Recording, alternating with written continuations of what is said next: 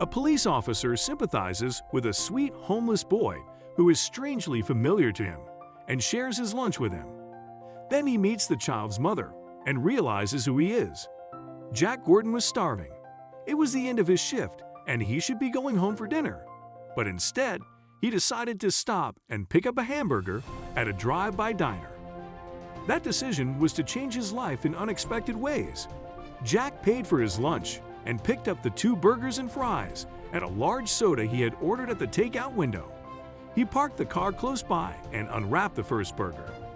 Then he became aware of a small boy sitting on the curb, staring at him with hungry eyes. "Hey, buddy," Jack said to the boy who looked to be about 7. "Where's your mom? You shouldn't be out on your own at this hour." "My mom works over there," the boy said, pointing at the diner. "She cleans the kitchen, so she only comes out when they close." Jack saw the way the boy was staring at the burger he was holding in his hand. "Listen, have you had your dinner?" he asked. The boy shook his head dumbly and Jack said, "Well, come on, I'll share with you. I have more than enough." Jack hopped out of the car and sat on the curb next to the kid and handed over one of the burgers. There are no coincidences. Life leads us to where we need to be. The kid took one of the biggest bites Jack had ever seen and started chewing hungrily. "Hey buddy, slow down," he said. "Have a sip of this." Jack handed over the soda and the boy gulped at it eagerly. The boy ate in concentrated silence, finished the burger, and started eating the fries. Silently, Jack handed over his own untouched burger and the boy snatched it up. "You're pretty hungry, buddy," Jack said quietly. "When did you last eat?" The boy flushed. "Mom got me a hamburger last night, and I had some milk this morning. Sometimes the cook gives her leftovers, and then we have food for days. But lately, there haven't been any leftovers." "I see," Jack said and felt his heart breaking. "And what about your dad?" The boy's eyes filled with tears. "My dad's dead. I never knew him, really. He was in prison when I was born. My mom says I look just like him," the boy said proudly. "And he wasn't a bad man. He just made mistakes." Jack felt a surge of pity for this kid, fatherless and obviously living in poverty. It was clear that his mother was doing all she could to care for him, because even though his clothes were worn, they were spotlessly clean. Maybe he could help this kid. "What's your name, buddy?" he asked.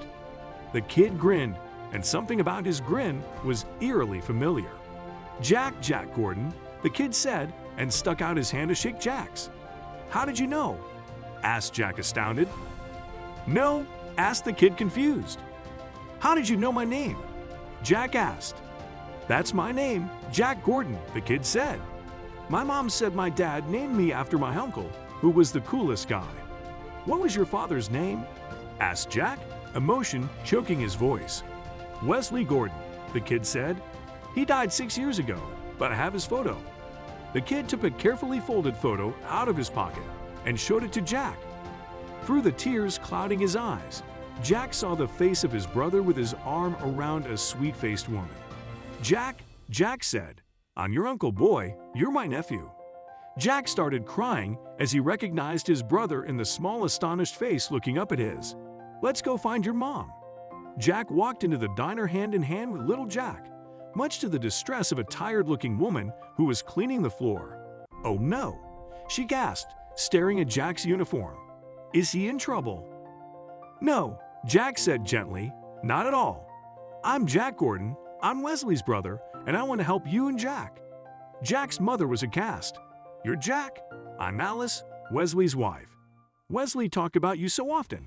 He adored you. He always said my little brother is going far.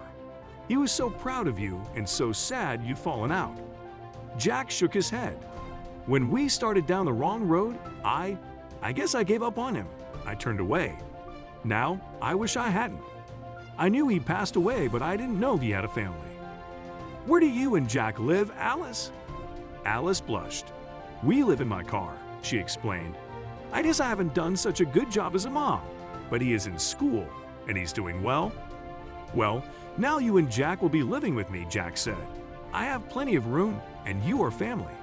Please let me do for Jack what I should have done for Wesley." Alice and little Jack moved in with Jack and they quickly became a dedicated, close-knit family. With Jack's support, Alice went back to school and became an accountant, and was finally able to support herself and her son. When little Jack, who was 6'2", graduated from the police academy at Tutu, Alice and Jack were there. And as little Jack saluted, Alice whispered, "Thank you, Jack. You've given my son a future. On our own, he would have ended up following in Wesley's footsteps. You've made my son a good man, and I know Wesley would have been so grateful." Jack hugged Alice with tears in his eyes and knew that somewhere Wesley was smiling too, that cheeky grin his son had inherited.